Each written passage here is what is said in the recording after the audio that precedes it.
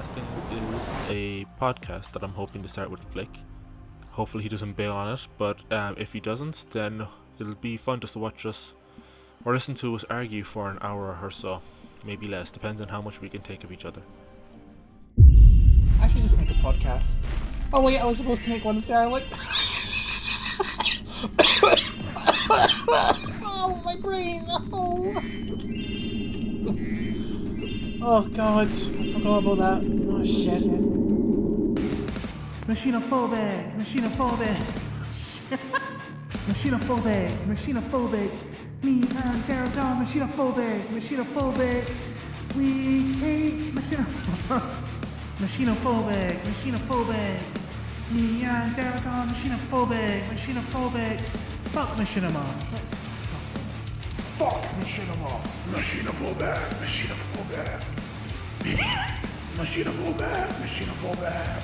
Me and Derek hate machinima! Fuck machinima! Shit. Hello and welcome to Machiniphobic. My name is Derelict Country, and I'm joined in the studio by my friend Flick from A Flick's Life. Say hello, buddy. Hey guys, it's me, Flick, and I'm. Sorry, no, you'll go ahead. I'm sorry I cut across you. Yeah, thanks for apologizing. I'm Flick. I'm from Flick's Life. I have 177 subscribers, and I hope that whoever watching this will make this 178 subscribers. So You heard it here, folks. And we're here to do a podcast on something that we both share, something we both love, which is the medium of machinima. We're not going to explain it too much. I mean, if you're already here, you probably know what it is. It's just making movies and video games. well, some people might not. Yeah, sure. Some people might not know. So for those who don't know, it's a portmanteau or a contraction of machine and cinema. You use the engine of a video game to make movies. Myself and Flick are both seasoned creators. I use the word seasoned very generously, but we do make our own machinima content. Well, technically, I've been making machinima since 2010. If you think about it, like seriously. I've thought about it, and I'm no closer to believing it, unless you have a channel that dates back to 2010. Oh no, I never uploaded to YouTube. It was a WWE machinima. A WWE machinima. That's actually a really good jumping off point, because I want to talk about our origins in machinima, what our earliest projects were. So if you want to just kind of start us off with that, really. Well, my first project was a show called WWG. It was World Wrestling Gays. It was a wrestling promotion where the gayest person would become champion. And how would they determine who's the gayest person? Like, Well, they would. Well, if you've ever played SVR 2010, you would know that there's a story creator in the game. so for the folks at home, Flick, explain that a little bit. You'd create a story with it. Was your story about homosexuals and people coming out of the closet, or what was it about? Well, it was about everyone was gay, and there was this evil man called the Big Show. Which, if you've ever seen WWE, you know who the Big Show is. And he was kind of like the top evil guy because since he was 7 foot tall, he probably had the largest cock. So that meant he was the gayest. So for the folks at home, Flick, explain why having the biggest dick makes you the gayest person, or having the biggest cock, I should say. Well, I made this when I was like 12, so I can't. There was no logic behind anything in it. I see. It's definitely interesting content for a 12-year-old to be making. And that was your first ever machinima? Was it back in 2010? Well, it depends. I guess story mode SmackDown games were counted as machinima, but I do still technically have it on a hard drive. I think myself included, I speak for myself and our viewers, that if you were to make it public one day, I think we'd all be very interested in seeing it, just to see. There's a lot of fags. There's a lot of faggot drops. There may have been a rape scene. You could always, you could retrospectively censor it as well, I suppose, to be in line with TOS. Well, that's a good point actually. Sadly, I don't think I have the ending though, because I think you could only save 10 stories onto your hard drive. So, and Oh, I that's a don't good. seem to have um the last episode. So I'm actually kind of sad about that. I guess it's almost like Deus Ex Machina or oneself, where there's just no conclusion to it, really. Okay, I'm leaving. What did you do? Did you do any other machinima from there until you made your YouTube channel? Because I think you said there was one for you when you did your commentary on the first episode. You mentioned that the level that the Forerunner's base was on was actually repurposed from a different machinima, unless I'm mistaken. Yes, that's correct. You have a good memory, Derelict. Yeah. And what do you remember any of the details from that machinima? Well, the character design of Alador is well, some of the character designs were from that machinima, like Aladar. That's it. Was it a similar story about hackers and moderation teams, or was it something And no, completely? this was a different universe where it wasn't in the Halo universe. It was like a real alien universe. Okay, so everything was all the engine of the game was the reality of the universe. It wasn't everyone playing a video game. Yes, and the Kill Ball. It was like that universe versions of like the Halo machine. Okay, interesting. Was there any other projects that kind of led you on the path that led you to creating the Flix Live YouTube or creating oneself between WWG and creating the channel? Well, um, pause because I need to pee.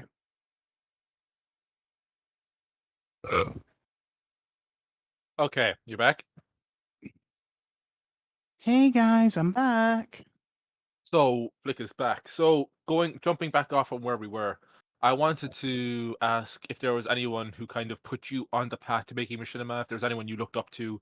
I know there's an obvious answer, but I wanted to know if there was anyone else who at least put you maybe on the path to creative writing or You even. might know you might know it might be obvious to you, but it might not be obvious to the listeners. Yeah, and for the audience at home, the answer is me. I'm basically Now, responsible for what everything that Flick did, and I'm basically attributed for Flick's creative energy. And while I appreciate you saying that, Flick, I'd also like to give a little bit of credit to John Graham. I know I'm the chief inspiration, but I want to give a little bit of credit to John as well, if that's okay with you. you inspired nothing, bitch. But yes, So John Graham was my biggest inspiration. I watched him since 2008. That's 2 decades ago. sure, exactly 2 decades ago, Flick. That's how math works. So I was wondering, what was the first video you saw from John? I saw Arby and the Chief episode 1 back in primary school. Primary school. Wow, that's quite some time ago, like 2 years ago. So what I was wondering was, I remember myself seeing. I think episode 2 had come out at that stage. I didn't see Master Chief Sucks at Halo when that had first come out. For those wondering, John Graham is obviously the creator of one of the most critically acclaimed machinima hybrid series called RB and the Chief, which takes centers around two action figures who play Halo.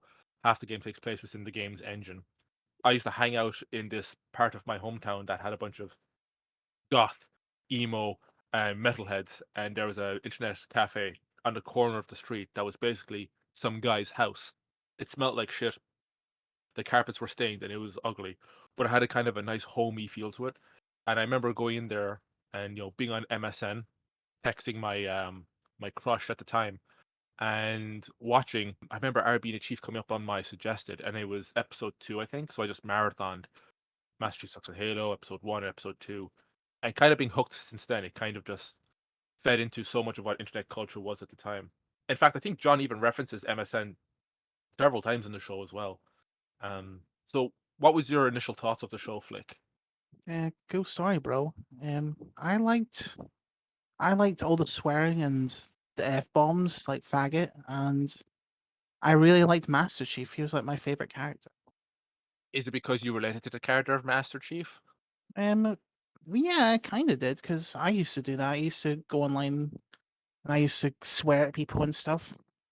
Yeah, And I, I think. Sorry, go on. what were you saying? I was going to say that we kind of share a similar duality of man to Arbiter in Chief, where I'm the intellectual alcoholic, and you're someone who's clearly suffered some kind of brain trauma or illness since childbirth that leads you to talk the way you do. Well, I actually did need to be resuscitated when I was born. Well, now that's just a downer.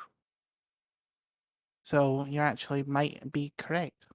Regarding your watching of the first episode of RB Chief, because since your first machinima was WWE, was there a moment when you watched RB the Chief where you said to yourself, I want to do this, or I want to make something like this? No.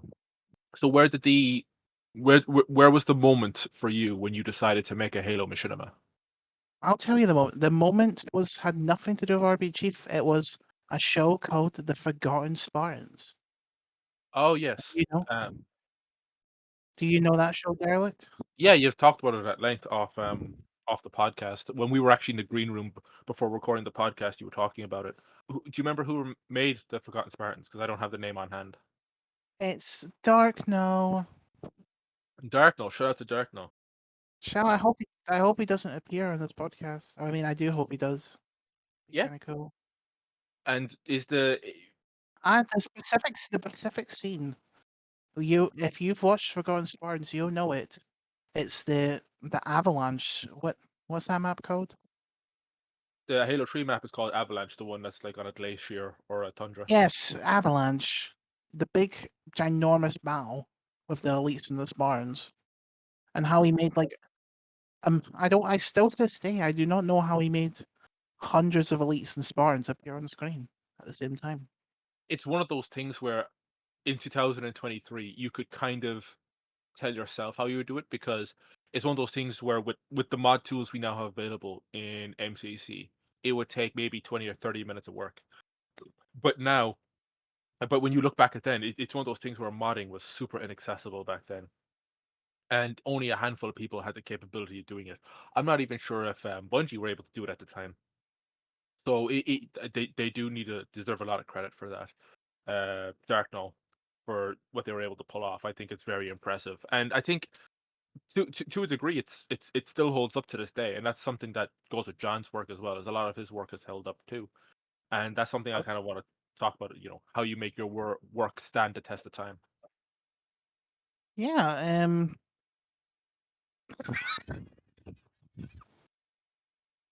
Well, Daryl, should we not talk about your origins? We've talked about mine. Yeah, sure. So it's one of those things where I didn't have an Xbox until 2012. What? Yeah, I'd only ever play Halo at my friend's or my cousin's house. Are you poor? Uh, Fairly poor, yeah.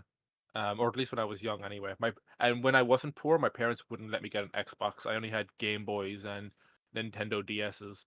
Um, so, That my sounds one of my cool. f- yeah, one of my first jobs, when I was what 18, is I got to work in a Halloween scare house, and I made maybe about a grand or something, maybe 1,200 euro in a month. And at the time, I thought that was crazy money because I'd never worked a proper job before.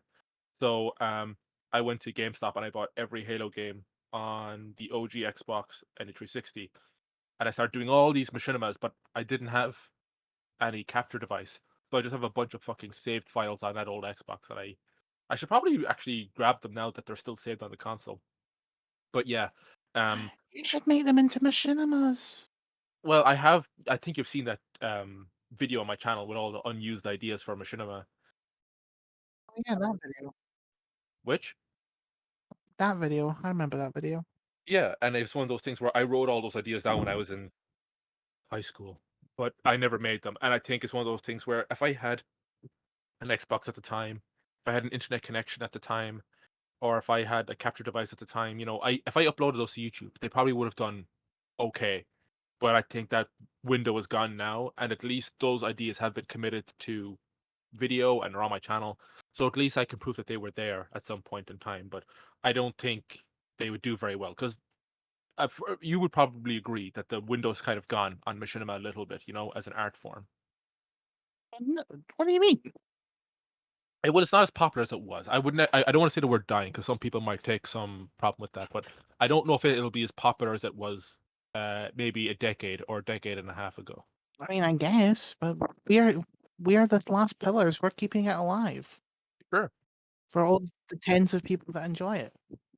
In fairness, we're not the only ones. There's still a lot of other talented people out there producing machinima. But I wanted to. It's a good when I made this machinima, or when I made this podcast rather. I wanted to make it with you because I feel like out of all the people who are currently making machinima, there's no one making any series that's as quite as a trailblazer or at least as unique as yours. A lot of the other people are making fan series of Red versus Blue, or they're doing something, basing something off of Darkspire, or even RB the Chief. And I actually include myself in that. A lot of my stuff I feel is a lot of very derivative of John's work, but your work is very unique in what it strives for and what it pushes for. So I think as at least as some of the examples who are keeping the medium alive, it's good to have you setting an example, at least when you were working on the show, you know? Oh, yeah, when I was working on it. I am still working on it, people, by the way. Well, you heard it here, especially if Auntie Warris is listening to this, put down the burger, and Flick has said that he is working on oneself again. So uh, I don't want to jump ahead too far because I still want to kind of go from the start to the present. But in regards to the status of oneself, are you going to be making a finale, or is it one of those things where you're going to extend the period of the show outwards from where the last episode ended? Oh, what do you mean? So, unless I'm mistaken, there is 14 episodes of oneself as it stands, and before you took your hiatus, there was a 15th episode coming up, which was either the start or a like a finale. It's supposed to be the finale of the show. Is that still the case, or will there be a series of episodes past episode 15? Well, originally, Ep 15 was not supposed to be the finale. That's your Okay. fun fact. Well, Ep 16 was supposed to be the finale. I had a lot But of fun then, with that fact. well, I hope you did. And yeah, and hello, can you hear me? I can hear you just fine. And yeah, Ep 16. But I decided just to make it a finale because I don't want release an episode and everyone's like, "Oh my god, we have to wait another 3 fucking million years." Next one. So I just want to finish it all at once, you know. What I heard through the grapevine is that you were going to make something akin to a feature for this finale. Is that right? Like the next release will be something as if like a one-self movie to kind of conclude the series. That's what I currently plan, but I'm open.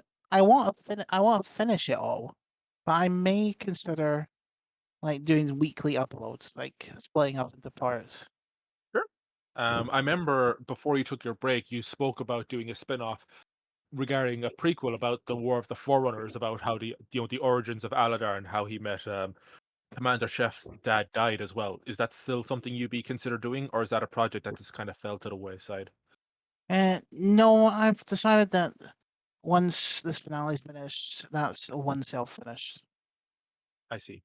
And is it? Yeah, I don't want to speak out of place, but is it one of those things where you're already feeding into future projects past oneself, or is all your energy kind of directed at oneself right now? I would say it's about Well, right now I'm working on a Bugs Life dub. A Bug's Life dub, everybody. Is it just? It's just going to be a fan dub of the movie with all the voices replaced. Is that correct? Yes, and there may be some fucks and there may be some comes. That's the kind of advertising title. I think that's a really good advertising title. I don't remember what the slogan was for the original Bug's Life.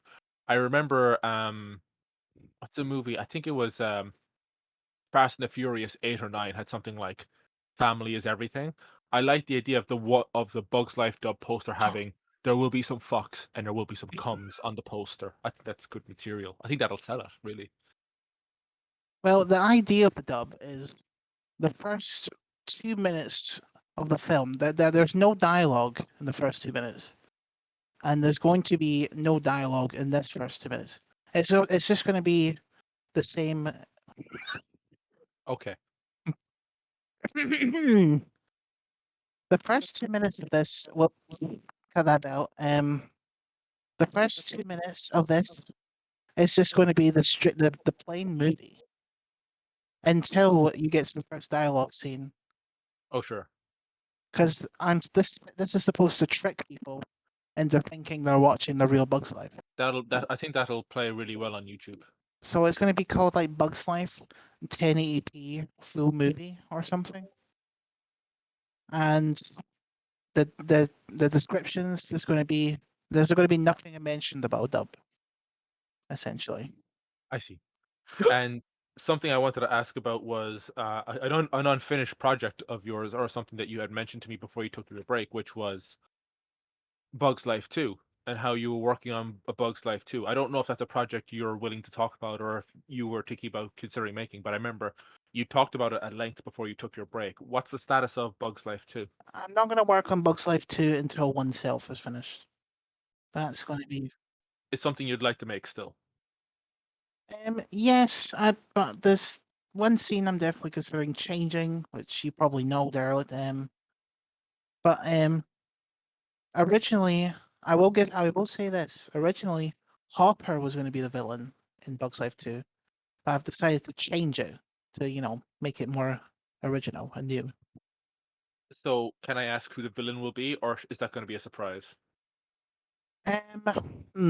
Should I say it? Should I say it? The villain, I'll think I'll leave that off for now. You mentioned a scene that you were going to cut, but my memory fails me. I don't think I can remember what scene you were going to cut. It's been such a long time ago. Please Maybe you don't should put this video. call the audience on what scene you. Um, Derelict, are you okay? I'm just fine, thank you. I guess going back on topic with Machinima and oneself, your show spans three different Halo vehicles. It goes through Halo 2 Anniversary, Halo 3, and Halo Reach. And I wanted to ask, is there any one of those you prefer over the other, and why? You mean in general or for making machinima? Oh, for Machinima, Hmm. Well, I love the aesthetic of Halo Reach, and I love the graphics of Halo Reach and the art style. because it's so gritty. Yeah, like oneself. Yeah, like What's Up, exactly. Halo 2 is anniversaries. They're like, they're like toys, action figures. Which kind of which feeds a lot of the stuff that you would see, from our inspirations, like with RB the Chief, right? Like it's almost meets that midpoint between Machinima and the toy aesthetic, because everything looks really plastically and kind of newish. And off that point, I wanted to ask you, is there a reason why oneself, other than you liking the look, is it something you prefer the tools that are available to you in Halo Reach as well, in terms of the Forge? Well, the main reason was I wanted elites in the show as well. That was probably the main reason, other than also, yeah, pretty much that. Just elites in Halo Reach. Is it one of those things as well where wanting elites in the show kept you away from using games like Halo 4? Because in terms of theater and Forge, it's really equally as robust as Reach, if not more. Was it the lack of elites that kept you away from using Halo 4? Um, yeah, I guess because I can't put Aladar or Delta or Delo in a Halo 4 scene. So it'd have to be very specific. Like I could have a bigger code scene, I suppose, but That was something that was always kind of in my head when I watched oneself. I was thinking, if you were to have a scene in Halo 4, you would have to write around the lack of elites, unless you wanted to have some scene where Aladar used a Spartan model. But it would be weird. plus not all the Halo Reach are not all the Halo Reach helmets are in Halo 4, so or they're like really ugly looking. That's true.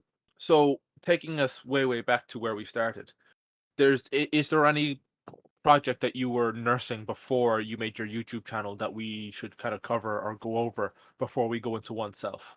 Well, there was a concept. I wouldn't say it was a project because it never really took off, but I was planning on making a fan series called Todd and Travis. Oh, I forgot about Todd and Travis. Sorry. I remembered that. So that was Todd and Travis, I assume, was, based off of the characters that John had established in RB Achieve. I thought the idea behind it was here are two worthless characters that no one cares about. Let's base a show on them, and make people care about them. And did that come from the fact that everyone thought you were worthless and no one cared about you? Maybe. So, what made you not pursue that project? Well, actually, technically speaking, uh, if I never suggested the idea of Todd and Travis, one self wouldn't exist because the pushback from the community plus the expense of buying the toys is kind of what stopped me from making the show. So, when you pitched the show of Todd and Travis, you actually didn't have the figures at the time. No. Which, if the toys came into your possession, would you have made the show regardless of the pushback, or was the pushback that integral to the decision to not make it? Um. Well, I would say it definitely contributed to me not making it because I want. Also, John never responded to my email about voicing the characters for the show, and Well, that's unfortunate. Looking back on it, is it something you regret not doing, or are you thankful that you got that pushback so it led you towards greener pastures in the form of oneself? well, I'm definitely glad I made oneself, and the idea around Todd and Travis, I don't think it would have worked, to be honest. Why? Well, I was planning to make it tie into season 8 because Todd and Travis would want revengeance on Arby and the Chief because they got raped by Alan or Zamfar, I see. and they would blame Arby and the Chief for them being gang raped or raped. So I was thinking about Princess out of there, and they would want they. I actually was thinking about making them the creators of Hello World. That'd be a really interesting turn for the characters. And I guess just for those out there in the audience listening, being a Chief season 8 started, I think, in November 2015.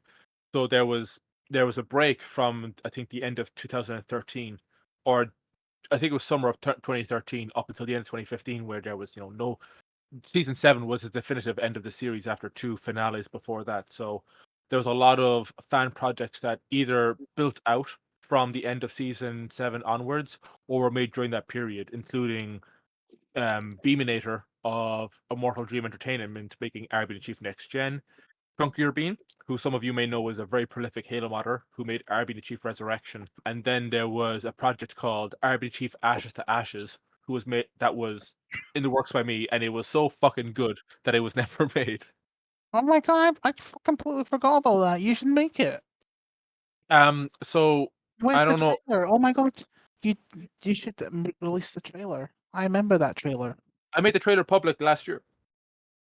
You should post the trailer in the description so people can see it. Yeah, so all the videos that we've mentioned in the video will be posted in the description. But RB the Chief Ashes to Ashes was actually a lot of people make RB Chief fan series, but I was making mine just a one-off feature. So RB Chief Ashes to Ashes was basically it's kind of annoying to talk about now that season 8 of the official show is over because so much of Ashes to Ashes has similar themes and plot that season 8 has. And the annoying thing is that it was written all the way back in summer of 2015. So a lot of the developments in it run concurrent with season 8 and are purely coincidental, I hope. Things like the frag bang, the idea of someone getting nuked, or was it not nuked, fragged, and their console blowing up. That was actually in my script before it came up in season 8. The idea of Claire becoming pregnant was actually in my script as well. And but the villain was never going to be Adam or some virus like Hello World. My villain was going to be the character of the Didact, and he would have been a figure whose owner wouldn't have been John. It would have been another character who actually was aware of the Didact being a talking figure, who he was friends with. But because, like with Toy Story, like with Andy, he became too distracted with real life, like having a girlfriend and then a wife and having a kid, that he had no longer had time for the toy anymore. And the toy became resentful of that and decided to take it out on humanity by dragging people on Xbox Live and killing them. And his whole philosophy, the Didact's philosophy was, like the video game Didact, was to get rid of humanity because he saw them as parasites. And eventually he became friends with Master Chief through Minecraft on Xbox 360, moved into the house with them, and kind of crawled his way into Arbiter's head because while he's a toxic character, he's an intellectual like Arbiter and kind of m- almost manipulates Arbiter into taking his side. But obviously that kind of didn't work out, and the movie ends with Didact getting shot up into the air, tied to a firework on New Year's Eve, and Claire gets fragged and she gets burned, and I think she loses the baby. And the script was way too autistic to ever be made. But yeah, I didn't make Ash of the Ashes, but up until late 2019, I would say about half of it was being filmed.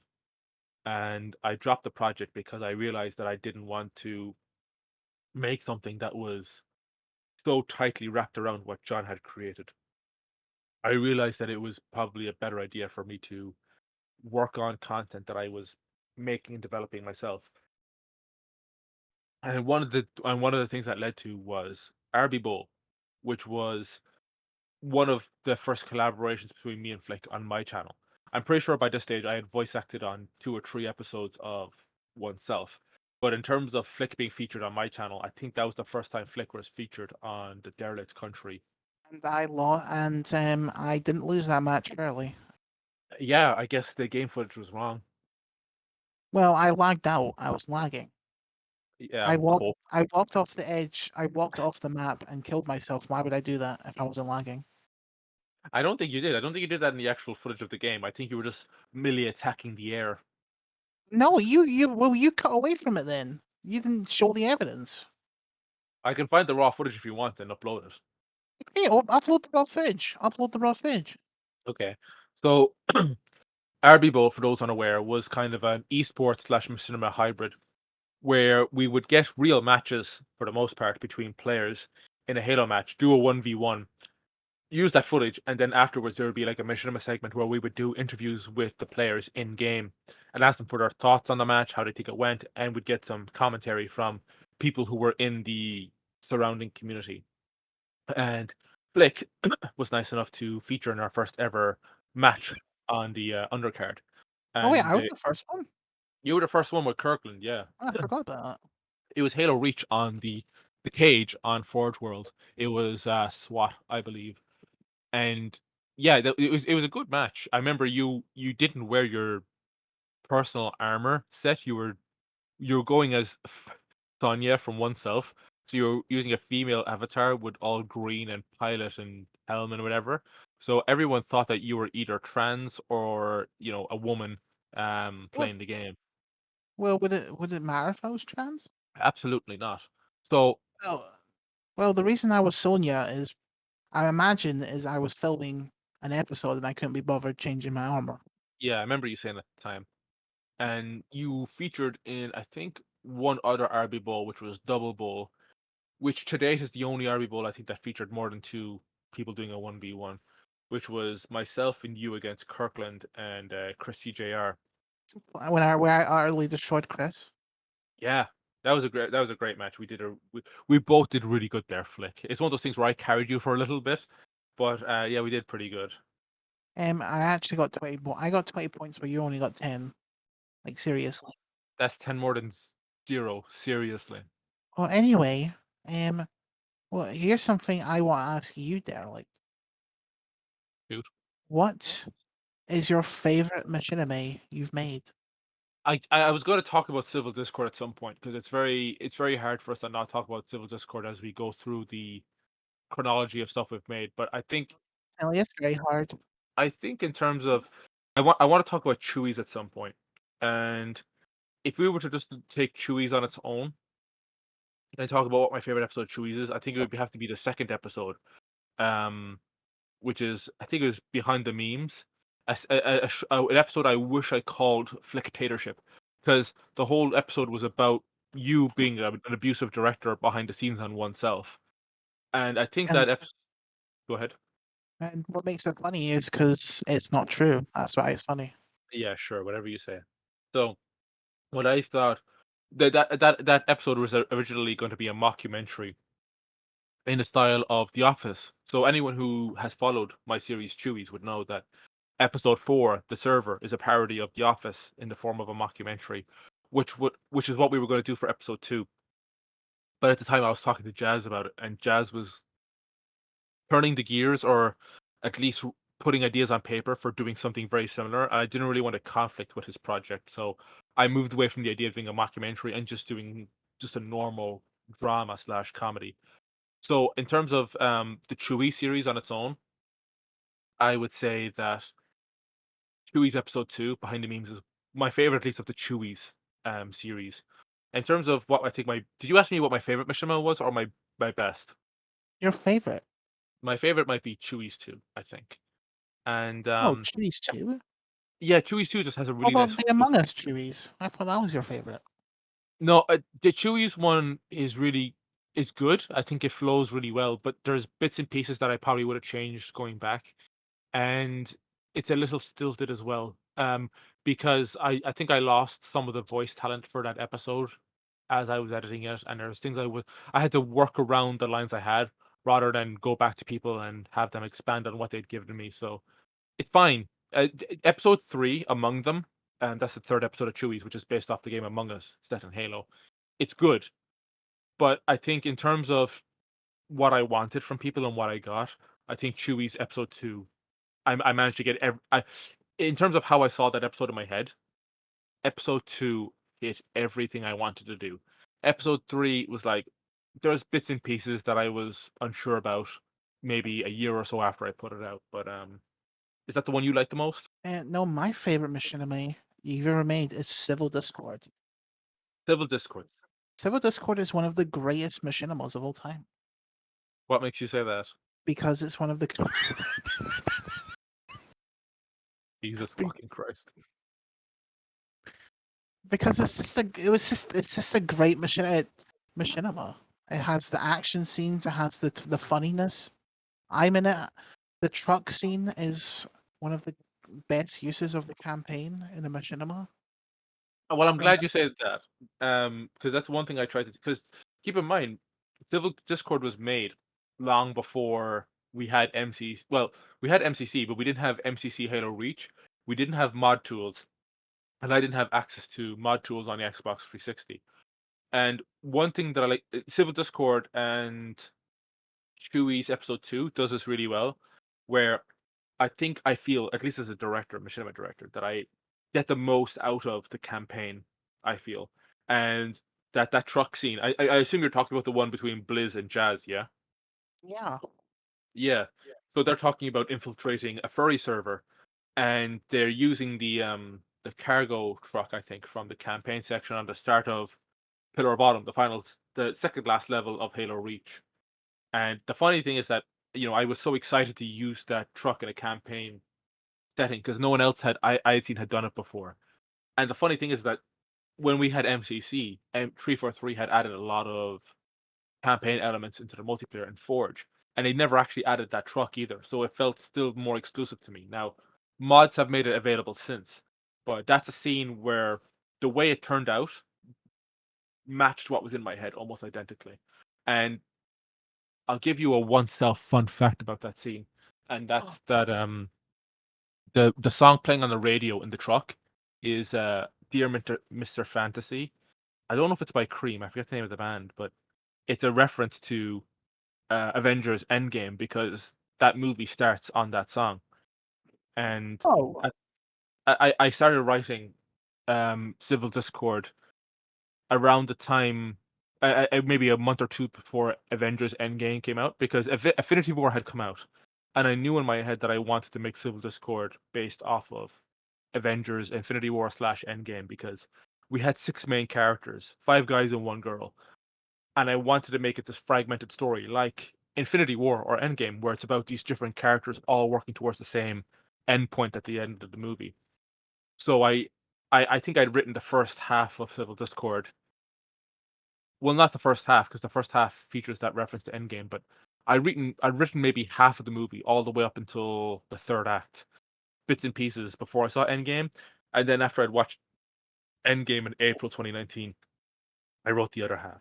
So anyone who's seen Civil Discord will know that the ending scene where this Derelict gets attacked by all these people is obviously based off of Endgame because I've never Blizz. seen that. I've never seen Endgame, so Okay, well, spoilers. to me, Civil Discord's completely original. Well, now you can't watch Endgame because how are you going to tarnish that memory? If you want to keep that memory of Civil Discord being perfect intact, you can never watch Endgame. It'll always be perfect to me, Derelict. Just to briefly touch on Endgame, or sorry, Civil Discord. It was a machinima I made in 2019. Not feature length, but 40 minutes when you put two halves together. I only broke it up because my Mac wouldn't handle the whole thing as one file. I had to break it off into two halves. And it was about the Discord that I used to run, which is where I met Flick originally, which was the R being the chief Discord. And because of a certain character who will remain nameless, I had to enforce rules on bullying in the server. And there was a division of members in that server, which we called the Exodus. And the events of Civil Discord are loosely based on the events of that Exodus. And that's where Civil Discord kind of originated from. It's not a nice So place to be back then. There was a lot. It was very scary. it was very scary. And it's one of those things where I was largely responsible for that because I didn't tighten the belt, I suppose. And It was like N words everywhere. which, N words. yeah, N words everywhere all the time. sure, and obviously that's no longer the case in the newer server with the Johnson JT fans. It's under better leadership, and I'm glad that someone more capable is in charge of it. But Civil Discord was about that event, and I think I watched it recently. I think a month or two ago, all of Civil Discord, and I think it's aged pretty well. I was told that it hadn't aged well, but I think in terms of its technical sense, in terms of how it's edited and it's cut, it does hold up.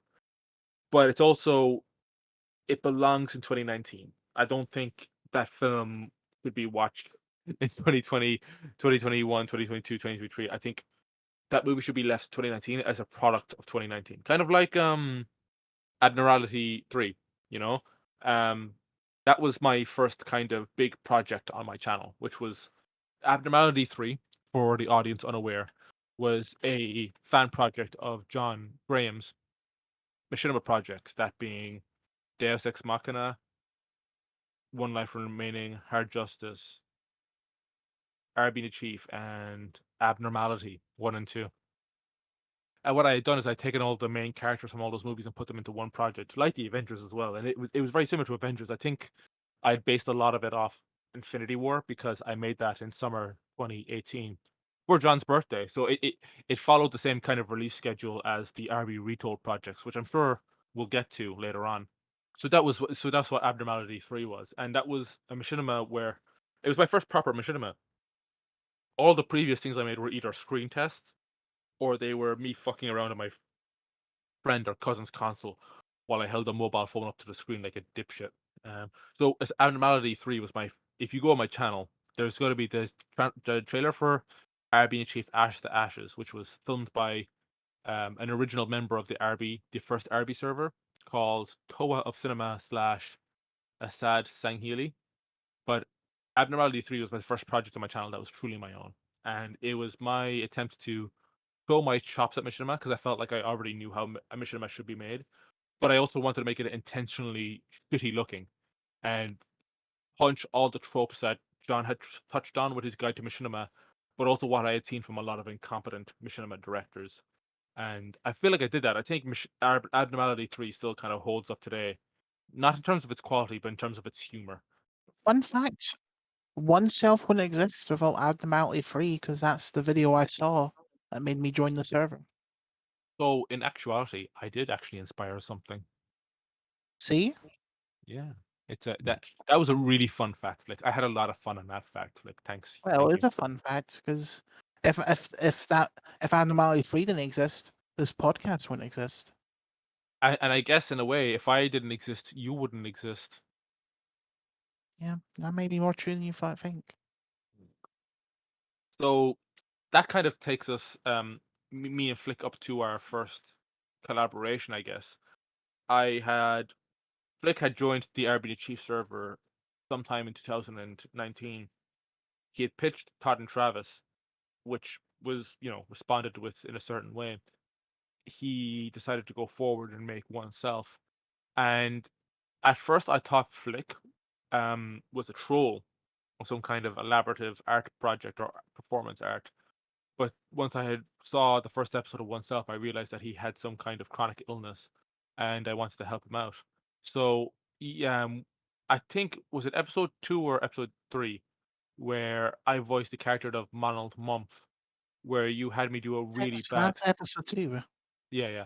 I had voiced a really bad I did a really bad impression of Donald Trump, I mean, and I knew it was Donald Trump. Yeah, you did an impression of Donald Month. I mean, Donald Trump. it was so unforgivably bad. You did an impression of Donald Trump, and Celtic did an impression of like Pike Pence or something. Pike Mence, I think it was. I forgot about that. Because I just swapped the letters around, so it was get it. Yeah, you've been playing everybody else is playing chess, you're playing 4D Scrabble. But And fun fact about the finale. I plan to film it on. I'm filming it. Well, 99% of it will be filmed on PC. because you're gonna use mods, yeah? Maybe. Eh. The 1% is because I've technically already filmed parts in Sandtrap on the 360. Oh wait, was that the 360 or the Xbox One? Is that the bit that I was there for?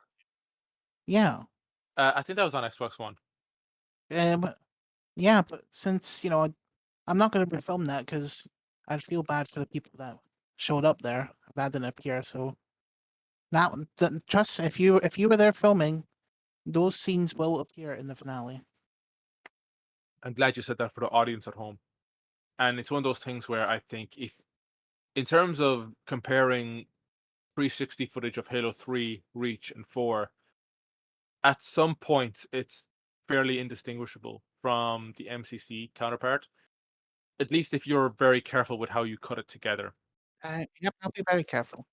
Yeah, you have to be very careful.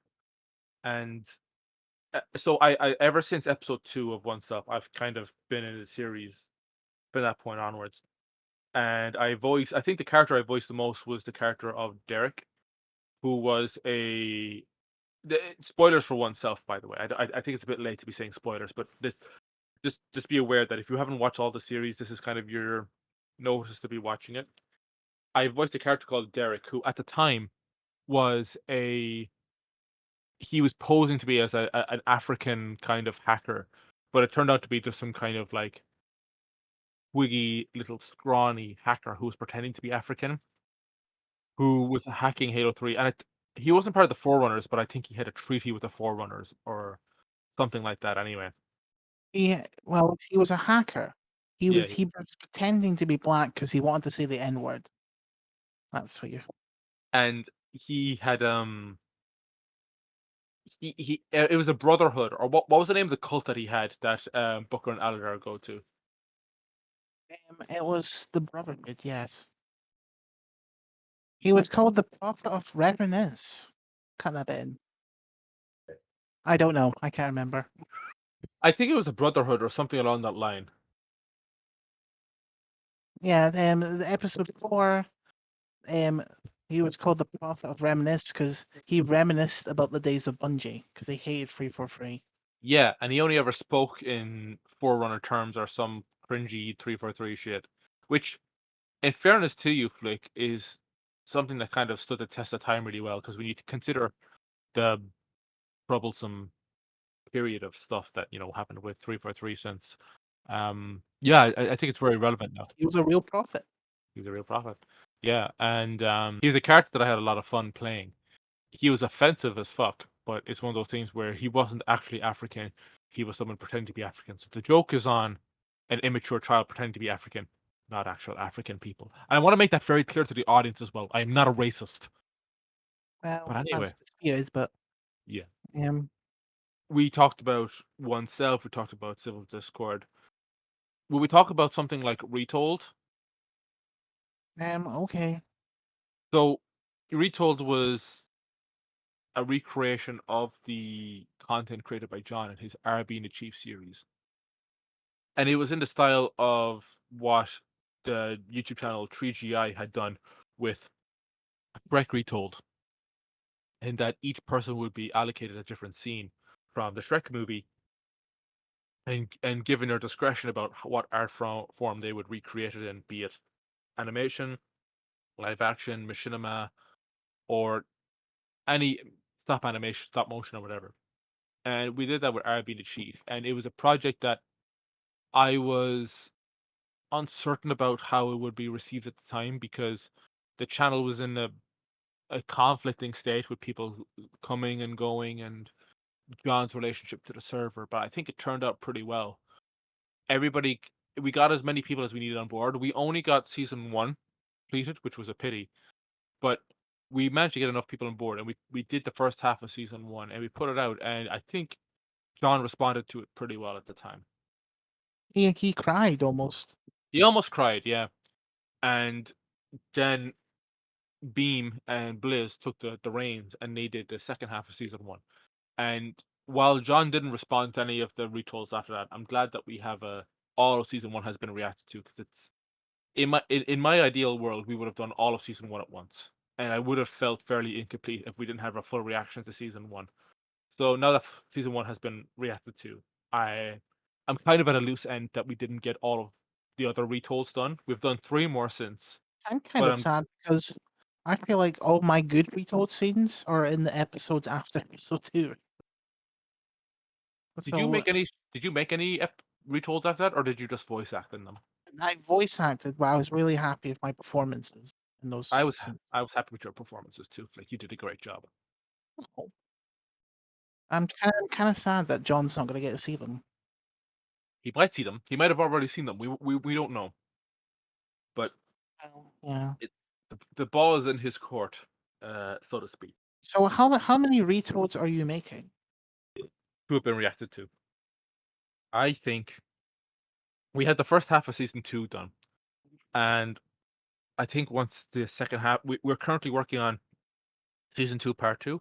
Once that's done, I think that's probably a good place to end the Retold series. And I say that because without John actively reacting to them, it'll be very difficult to maintain interest, at least from the participant side. People Mm, won't feel motivated unless John is reacting. And whenever we're working on a Retold, we're taking submissions, we're doing the Excel spreadsheet of all the people taking part. You can eyeball how long people will take and how quickly they'll send in their submissions for scenes and stuff. And you need to allow for a kind of a window of a week or two to talk about re-edits, or if people need to kind of send in more material, like a separated audio track or whatever. We will lose people on the next Retold if they know John won't submit, or John won't react, rather. And every mhm. Retold, in terms of seasons, like, we've only done season 1 and season 2 so far. We've needed to split those seasons into 2 halves, because to do them all at once would require a year or so, or if not more, for them to get their material in. So I've broken down. I think season 1 and season 2 had something. I think they had 12 episodes, around 12 or 13 episodes. So if you split those down into 2 halves of, sorry, no, they had 6 episodes. I think season 1 and season 2 had 6 episodes each. If you break those into 2 halves of 3 episodes each, they're very easy to do. But the problem is with season 3 is that it has, I think, 12 or 13 episodes. And to break that down into the similar chunks that the previous resolds have had. In terms of seasons, I'm not talking about the movie or Endgame. You would need 3 retolds to complete. And I know that over the period of 3 retolds, we would lose people, or worse still, we would need to have people, we would need to double book people for scenes, right? Where people would need to be doing 2 or 3 scenes just to make up the numbers. And that's not fair on people, because people have jobs and people have things going on. And while people are nice enough to come onto Retold and offer their talents for something that isn't paid, it's very unfair for people to have to come in and fill in for other people when they can't be bothered to let us know that they're not going to do the scene, or people who decide at the last minute. And there's been a lot of that in some of the more treacherous retolds, where I've reached out to people and said, "Are you going to do a scene or not?" And they will tell me the day or two before their deadline, "Oh yeah, I'm not doing it," which isn't fair on myself, and it's not fair on the participants either. So based on that alone, I think we won't be doing any retolds past the one that we're currently working on. Wait, the one you're currently working on now? Yeah. No.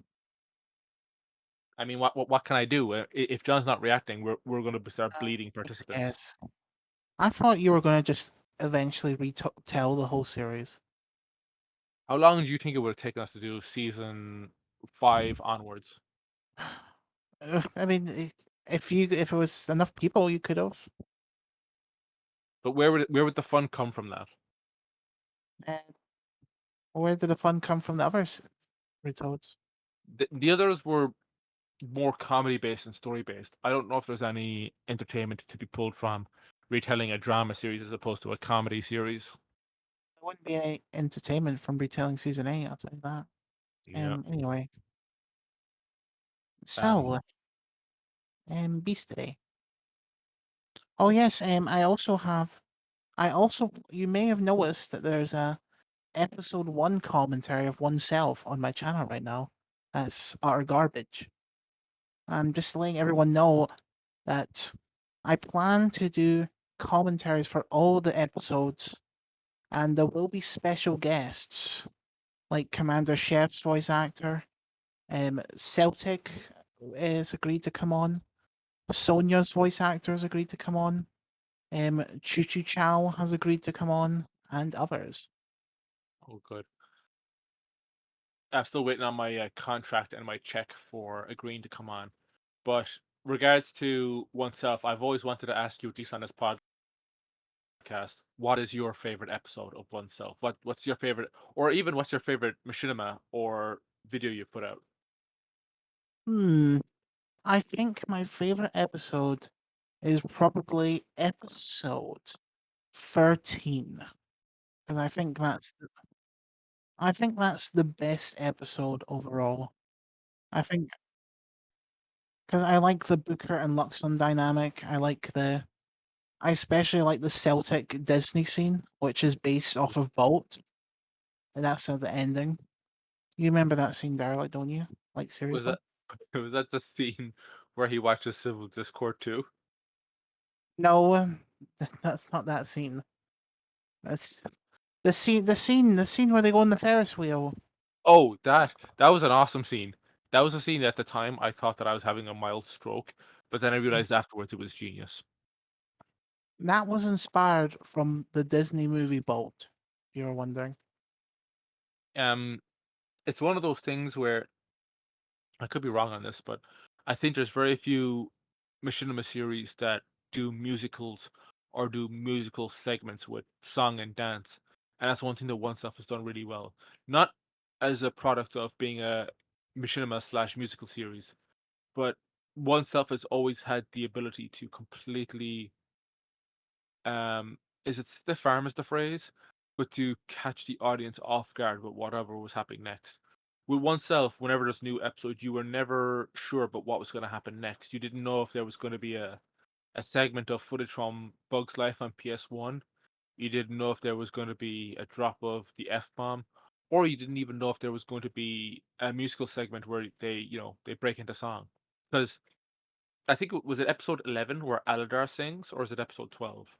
That is episode 11. That is that Aladar uh, riding in a falcon scene to the spire is probably my personal favorite scene that I made. We can all kind of take amusement from the random and the sporadic segments of oneself. But the pacing of Aladar coming back to save Booker, was it Booker and Sonya, or was it just Sonya? It was Sonia and her friends like Chichi Chow, Goose Goose, Cheer, Yeah, and it was. technically Booker as well. But Yeah, it him wasn't coming. Booker. It was Booker's AI digitally body, the real body they were saving, because he was Yeah. digitally in the Vindicated base. Oh, you're right. You're right. You're right. I forgot about that. It was Booker coming. It was Aladar coming back to save the day, It was really well paced. And while we're on the topics of oneself, spoilers, I don't know if you said your favorite my favorite mission of yours was Silver Discord. My favorite I know what my favorite scenes are from oneself. My favorite episode is either episode 4 or episode 6 because it's where I feel the series has kind of taken its found its feet and become very much its own project and not something that could be easily, lost among the masses of machinima projects. And I really liked Chef's death. Commander Chef's death was really well done because I couldn't, I didn't see the twist that Dilo was part of the Vindicated coming. Uh, And that was that was not a twist out of nowhere, by the way. I didn't just make that up while making episode 8. you made a video where you were talking about where that came from. I don't know if it was that One Self podcast you did, but you did do a video where you explained where that came from. And lo and behold, you were right. You had set that up, and I felt very silly for not putting it together. I know Um, it was I purposely I made a video that showed all the clues of Delo's betrayal. just like our Lord Jesus Christ and Judas. With oneself, the other thing I liked as well was the oh yeah, I liked the Booker and Luxon dynamic, and obviously I don't know if you can talk about this too much because it was kind of the cliffhanger that we left on with episode 14, but there was a suggestion that Booker and Luxon might be related and that David Hopper could be their father, their biological father, which is something that caught me off guard, especially when I watched Jazz's videos, top 10, 13 reasons why, uh, you know, Booker is Luxon's brother in oneself, where I saw evidence that, you know, with the white of Luxon, the blue of David Hopper, and the red of Booker Cold and the blue David Hopper suggested that maybe they could come together to make the Mexican flag. And maybe that was proof that Booker could be Mexican because that is also backed up by the opening song of the first Is that color episode. thing real? Is that color thing real? Yeah, that did you not see Oh, Jazz's video? I did. Okay, the color thing was not intentional. Oh, so I'll, I'll tell you you're that now. you're an unintentional genius, like. But yes, David Hopper. If you rewatch episode 6, where Booker talks about his daddy and his mummy, that was setting up David Hopper, by the way. Well, I think that's as good as confirmation as any, folks, for those listening, that David Hopper is in fact Booker Cole's dad. Yes, that is the Ep 14 confirmed that. Oh, well, episode 14 suggested it, but it never completely said it. It was a little bit suggestive. There could have been another twist coming, but I'm glad that you were able to confirm on the Machiniphobic podcast that David Hopper is in fact Booker Cole's father. Yep, that is also the other clue that you might have not noticed was that both of them had shotguns as their main weapon. Oh, that's a fun fact flick. I had a lot of fun on that fact as well. Because you notice I put a lot of importance on the Booker Code shotgun because that's like his weapon. I think And yeah, one thing that really kind of gave me a hint was in episode 13, I think, when Booker drops his shotgun and he finds it, and the Halo Reach engine is so fucked up that Booker's modeled arms are like stretched behind his back in a way that would never be possible in Halo Reach were it not for some kind of glitch. So that kind of definitely clued me on about what was happening with Booker's character at that point in time. yeah. Well, I don't know. I did not do that intentionally because I don't know how to do that. It just kind of happened when I was filming that scene. Yeah, Also, also, you may remember that some of the characters shoot the other characters, but their weapon remains still down. yeah, I remember that with Commander Chef in the first episode when I guess it's supposed to be fireworks, but he just randomly fires a rocket launcher into the air. Yeah, that is supposed to be fireworks. Oh, well, there, you got it. I got the message, Flick. Thank you, Flick. Yes, but my 360 controller was like really fucked. So the gun. That's why if you see a scene where someone just randomly shoots another person, that's the reason why. It's because I was using the fucked controller for that character. Well, I think on that note, it's one of those things where you can tell people that if you want to achieve the same amount of greatness or this puppetry that you've achieved in oneself, the trick is to smash your controller until it's partially broken into pieces, and then you'll be able to reach the same kind of puppetry that you have in the show. Yeah, pretty much. That's great stuff, like. Um, Also, so um, yeah. What were you saying? I was gonna say that in terms of what we're working on now. So you said you're actively working on the One Self finale. Is that correct? Yes. Um, in regards And to yeah, oh, what were you saying? no, no, go ahead. No, what were you gonna say? I was gonna say that I'm actively working on Chewie's Five. I got a little bit sidetracked by some IRL film work that I'm doing, but uh, Chewie's Five is partially filmed, and as soon as I get my current project off of my shoulders, I'll be able to hopefully get that done as soon as possible. I can confirm about the one cell finale that the endings have not changed since probably episode 4. That's when I kind of figured out the ending for oneself. Um, I don't know if you can confirm that. I don't know if you can prove that the endings haven't changed. I think you'll probably have to send me the scripts just so I can check it and not leak it. Yeah, well, maybe not. You just have to believe me on that. I just have to believe you, I guess, you know. Um, is there anyone whose content you're watching at the moment in terms of Machinima who you're following or you're excited to see? Um, well, I'm excited to watch The Haunted. There's like some retard in that show, and I'm excited to see how that show turns out.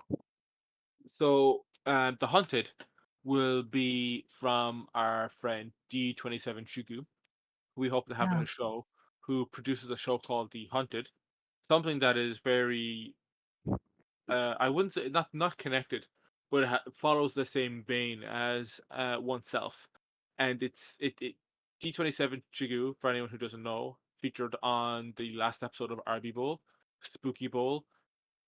They are a person who is very passionate about what they do, very passionate about their work, and we wish them the best here at Missionophobic. How many episodes have you seen, Flick? None. Yes, that's fantastic, Flick. That's really really great. No, I've seen half of episode 1, and I've seen the first minute of episode 2. Did you get to the bit where the character said, "Be back for dinner"? No, Oh, that was my but favorite part. I'll definitely have to get to that bit now. I think that's in episode one where the camera just wiggles around a bit, and there's a character who sounds like they're from Yorkshire or something. They're like, all right, D27, come back for dinner. All right, how are you doing? How are you, my love?" That's um, that's one of the characters in The Hunted, and Sounds I can pretty imagine. cool. Yeah, it sounds great. That must be really interesting to someone who's not from Europe. But if you live outside of America, that's gonna sound like the most milquetoast character possible. Yep. So for those watching Missionophobic, we want to talk to different creators in the community. We want to talk to people who have made Machinima in Halo, made Machinima outside of Halo, and we just want to get to the bottom about what this whole community is about and what makes people excited about this kind of content. Going back to the thread that we started at the start of this podcast, like what was something that you learned as a creator over the period of your journey making Machinima? Well, something I learned. Yeah, Well, that's a very good question, Derelict. That's a very good question indeed. Hmm. Yes. Um. What have you learned, Derelict? I've learned that deadlines are very important, and that if Hmm. someone doesn't reply to you within a month, you just fucking drop them completely. That's very good advice. I agree. You think you should probably not take 2 years to make a machinima. That's probably a good start. based. That's yeah. Anyway, so yeah, I guess that's the episode over. You didn't answer the question at all, dude. You just took my I answer. didn't have anything. I haven't learned anything. Okay, I don't know what to say. Like seriously. Okay. Um, do you have any advice to upcoming machinima creators? If there's any budding directors listening to the show right now, is there any advice you would give them? Um, just make what you want. And don't take valid criticism, but don't let other people bully you into not making something. Make what you want to make. That's That's my that's good advice. advice. I have a couple of kind of closing questions here that we might take on to other people that we feature on the podcast. But who are your favorite creators in the space that you like to watch? My favorite creators right now. Well, I'm excited to see what Power Gaming U is going to be creating. Hmm. He is a very interesting kid who may appear on this podcast. Supposedly, Meow Meow, the actor of Choo Choo Chow, might be making his own content. And I really enjoy Kiro's content as The well. po- the porn or the stuff that isn't porn? Um, a bit of both. That's a very political answer. One thing that I wanted to get to earlier that I didn't get to was, is there anything that you feel makes your content stand out from other people's content? I just kind of, you know, I make it authentic to me. I don't. I take on ideas and stuff, but if I don't make something unless I like it. So that's I. If I don't find it funny, I won't put it in my show. If I don't find it interesting, I won't put it in my show. So that's how you make it specific to yourself, I guess. There was a line that I heard from Quentin Tarantino this week. He was featured on Howard Stern, and he said that I'm only making movies for me, and everybody else is invited. And that's something that kind of stuck with me ever since, you know. It's that principle that you're making movies that appeal to your tastes, and if you stay true to yourself, that, other people will follow, you know. On that note, I want to just get to my last few questions, which is, Well, that if you actually reminds me. There's a specific scene in Arby and the Chief season 8. The one good scene in that whole show series that I that actually partly inspired a scene in the finale because it was that inspirational to me. yeah. I'm not telling you the scene yet, so Oh, you can go thanks. on. That's great. Um, is there if you could describe your content flick in 30 seconds or less, how would you describe your content on a flick's life? Bugs Life, Machinima, and you're putting me under pressure. Like seriously. Um, this podcast. No way, I don't. I just your podcast is on your channel. It's Let's Plays. Um, it, ah!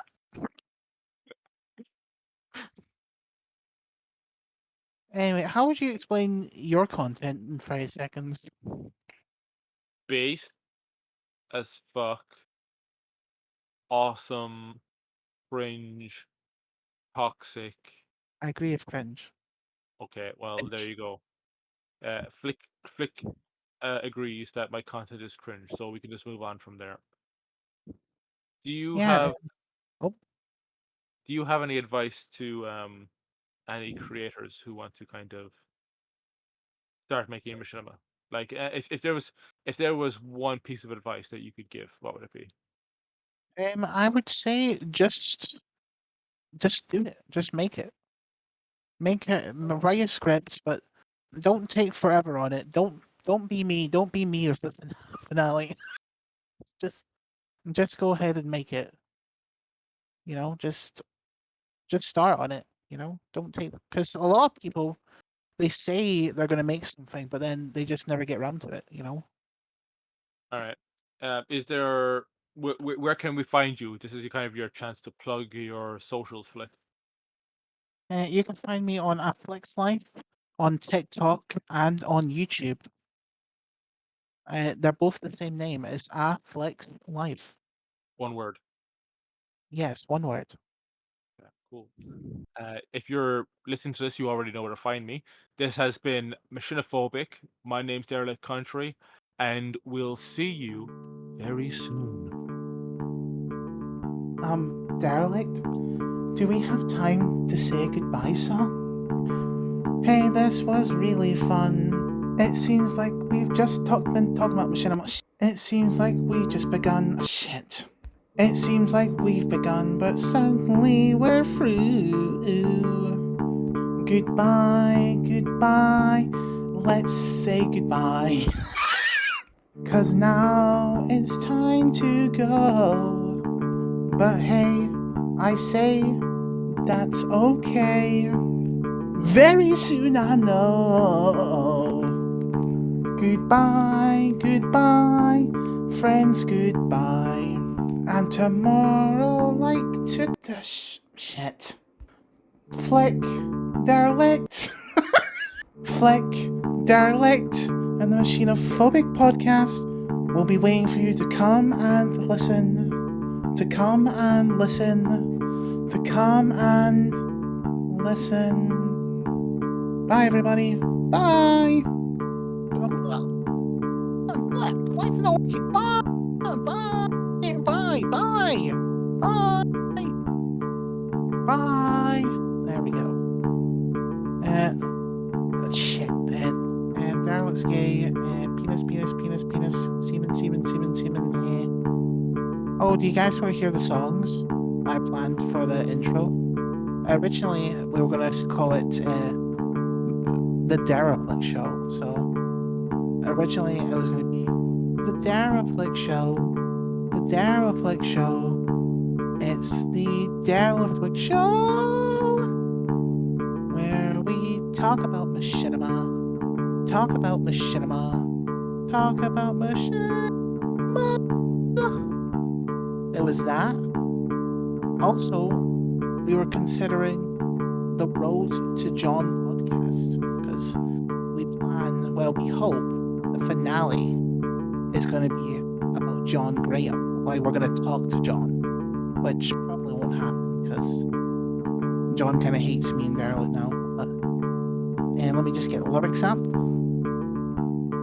I can't wait to get on the road again. The road to John.